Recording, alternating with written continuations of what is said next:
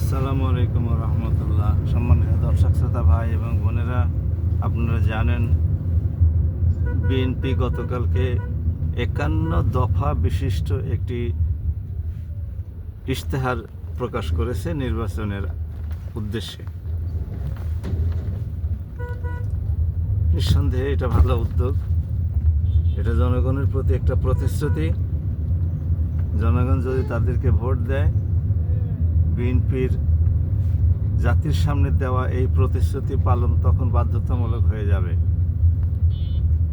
আমরা আশা করি বিএনপি যদি ক্ষমতায় আসে তাহলে এই সমস্ত প্রতিশ্রুতি এর সাথে আরও অনেক কাজ যেন তারা সুষ্ঠুভাবে সম্পন্ন করতে সক্ষম হয়। তবে যে প্রতিশ্রুতি বিএনপি পালন করতে যাক না কেন, এক শ্রেণীর লোক তারা পক্ষপাতিত্বের আশ্রয় গ্রহণ করবেই, এটা নিশ্চিতভাবেই বলা যায়। আমরা এটা বলছি অতীতের ইতিহাস থেকে। এটা খুবই স্বাভাবিক। এটা জামাত ইসলামের বেলাতেও কিছুই যে ঘটবে না আমরা এটা নিশ্চিতভাবে বলতে পারি না। তাহলে যখনই এরকম ঘটনা ঘটবে তখনই অভিযোগটা উঠবে এবং ন্যায় বিচার প্রতিষ্ঠার পথে প্রতিবন্ধকতা সৃষ্টি হবে।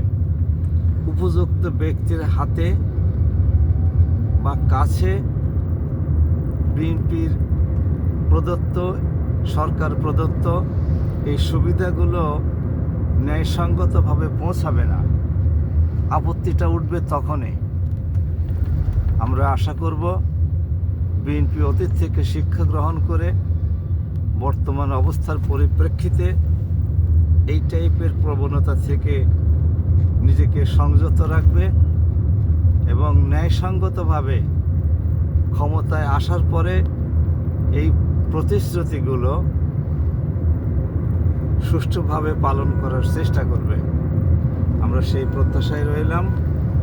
আমরা আশা করব আগামী 12ই ফেব্রুয়ারি, আর মাত্র 4 দিন বাকি আছে, আজকে সহ 5 দিন, এরপরেই সিদ্ধান্ত হয়ে যাবে ইনশাআল্লাহ জাতি কোন দলকে ক্ষমতায় দেখতে চায়। যদি বিএনপি ক্ষমতায় সংখ্যাগরিষ্ঠতা নিয়ে আসে তাহলে বিএনপির জন্য এই প্রতিশ্রুতিগুলো, এই ইশতেহারের দাবি দফাগুলো পালন করা অবশ্য কর্তব্য হয়ে পড়বে। আমরা আশা করব বিএনপি তার এই ইশতেহারের প্রদত্ত প্রতিশ্রুতি থেকে সরবে না। যদিও অতীতের অভিজ্ঞতা আমাদের তিক্ত। যাই হোক, আমরা অপেক্ষা করে আসুন এবং সুষ্ঠু একটি নির্বাচন অনুষ্ঠিত হোক, এই প্রত্যাশায় আজকের এই সংক্ষিপ্ত ভিডিওটি এখানে শেষ করলাম। আমার এই চ্যানেলটির নাম ডক্টর আতাউস অ্যানালিসিস।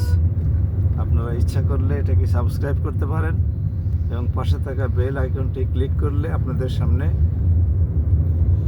এই ভিডিওটি, এরকম আরও ভিডিও যেগুলো অতীতে দেওয়া হয়েছে সেগুলো চলে আসবে এবং ভবিষ্যতে ইনশাআল্লাহ যেগুলো দেব সেগুলো আপনারা দেখতে পাবেন। সবাই ভালো থাকুন। আসসালামু আলাইকুম। বাংলাদেশ জিন্দাবাদ।